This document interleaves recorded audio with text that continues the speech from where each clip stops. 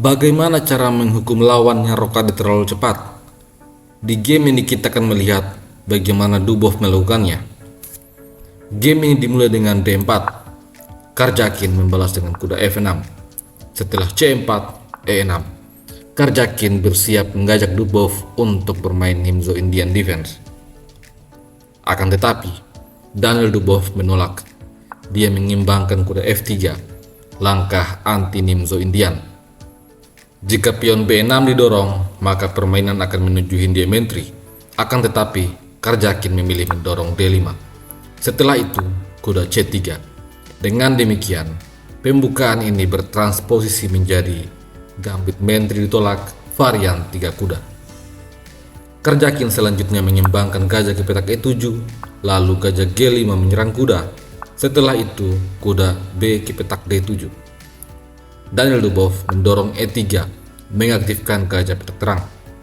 Setelah itu, pion mengusir gajah dan gajah mundur ke petak F4. Di posisi ini, Sergei Karjakin langsung rokade untuk mengamankan rajanya. Keputusan Karjakin untuk rokade menurut Dubov adalah sebuah kesalahan, karena ini memberikan Dubov kesempatan untuk mendorong G4, bermaksud untuk membuka lajur G. Jika kuda makan pion, tentu saja benteng ke petak G1 menyerang kuda. Setelah H5 menjaga kuda, pion H3 mengusir kuda. Kuda mundur ke petak F6, lalu kuda E5.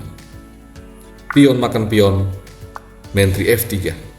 Dan setelah G6 misalnya, putih akan rokade. Posisi ini adalah keunggulan untuk putih. Seluruh perwiranya telah berkembang, sedangkan hitam masih berupaya besar dalam pengembangan. Kita kembali pada game sesungguhnya. Sergei Karjakin tentu saja tidak berani untuk mengambil pion. Dia memilih untuk membongkar sayap Mentri dengan dorongan pion C5. Akan tetapi, Dubov tetap mendorong G5, menyerang kuda. Pion makan pion, dan pion ini dia ambil dengan kuda. Setelah itu, pion makan pion, pion makan pion, dan pion makan pion. Untuk sementara, Daniel Dubov tertinggal satu pion. Di posisi ini, Dubov tidak buru-buru mengambil pion C. Dia terlebih dahulu mengimbangkan bentengnya ke petak G1. Sebuah shadowing pada Raja Hitam. Kuda ke petak D5 menyerang gajah dan juga kuda. Ini dibalas dengan Mentri C2. Jika kuda berani makan gajah, maka Mentri H7, skakmat terjadi. Tentu saja, Sergei Karjakin terlebih dahulu mengambil kuda dengan gajah. Setelah itu, gajah makan gajah menyerang Mentri dan F6 mengusir gajah. Akan tetapi, gajah lari ke petak H6 memberikan tekanan pada pion G. Oleh karena itu, Sergei Karjakin mengangkat benteng untuk menjaga pion. Lalu, gajah makan pion. Daniel Dubov mendapatkan kembali pionnya yang hilang. Di langkah 16, Sergei Karjakin menempatkan kuda ke petak B6. Setelah itu, gajah mundur ke petak E2 dan F5.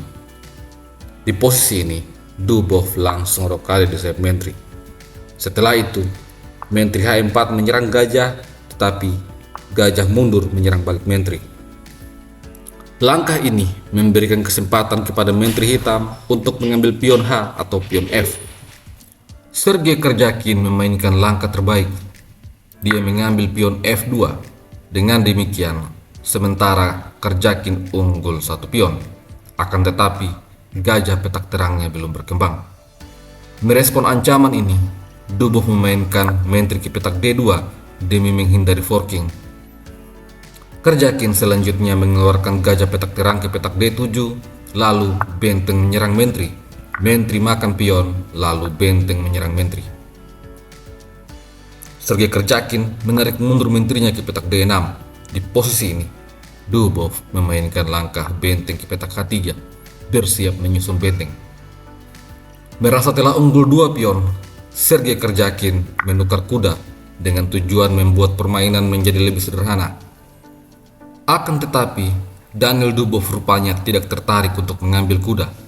Dia memilih membawa benteng F ke petak H1, mengancam skakmat. Sergei Karjakin merespon dengan kuda makan gajah, skak. Setelah itu, menteri makan kuda. Terlihat jelas bahwa Daniel Dubov tertinggal satu perwira, akan tetapi analisa Stockfish menyatakan bahwa ini adalah keunggulan untuk putih. Karjakin kemudian menyerang menteri C6 Skak, raja sembunyi di petak B1, dan di posisi ini Karjakin harus waspada.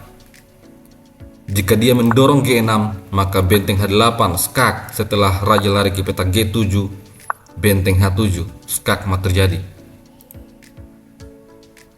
Jika benteng ke petak E7 membuat ruang pelarian bagi raja, ini akan dibalas dengan benteng H8 skak. Setelah raja sembunyi di petak F7, menteri H5 kembali skak. Kalaupun pion G6 didorong, maka menteri H7 skakmat. Atau jika benteng ke petak F6, maka gajah makan benteng. Setelah menteri diadu, menteri makan menteri, pion makan menteri, dan benteng G3. Raja bisa ke petak F7, tetapi gajah makan pion. Dan jika benteng ke petak G8, benteng H7. Setelah raja menyingkir di petak E8, raja C1. Posisi ini masih cukup seimbang. Pada game sesungguhnya, Sergei Karjakin memainkan langkah terbaik. Menteri makan benteng. Menteri terpaksa harus dikorbankan. Setelah itu, benteng makan menteri. Karjakin mencoba menyerang balik dengan gajah C6, membuat benteng terancam, tetapi benteng diangkat ke petak H4. Setelah itu, gajah E4 skak, raja menyingkir di petak A1, lalu benteng C8. Karjakin menunggu Dubov membuat kesalahan. Akan tetapi, setelah menteri H2, Sergei Karjakin pun kemudian menyerah. Jika game dilanjutkan misalnya dengan benteng F ke petak C7 bersiap mengancam skakmat, maka ini akan dibalas dengan benteng H8 skak. Setelah raja F7, menteri H5 skak. Satu-satunya langkah legal adalah mendorong pion G6, namun menteri H7 skakmat terjadi. Sebenarnya Karjakin masih punya langkah benteng F6, tetapi entah kenapa dia langsung menyerah. Jika langkah ini dimainkan, maka benteng H8 skak, raja sembunyi, benteng makan benteng, kuda makan benteng. Setelah gajah makan benteng, pion makan gajah. Posisi ini masih cukup seimbang dan masih terdapat peluang bagi hitam untuk memenangkannya.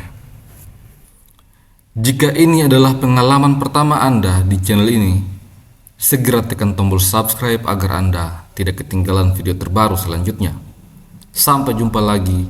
Salam Gens Unasumus, dan jangan lupa saksikan video selanjutnya.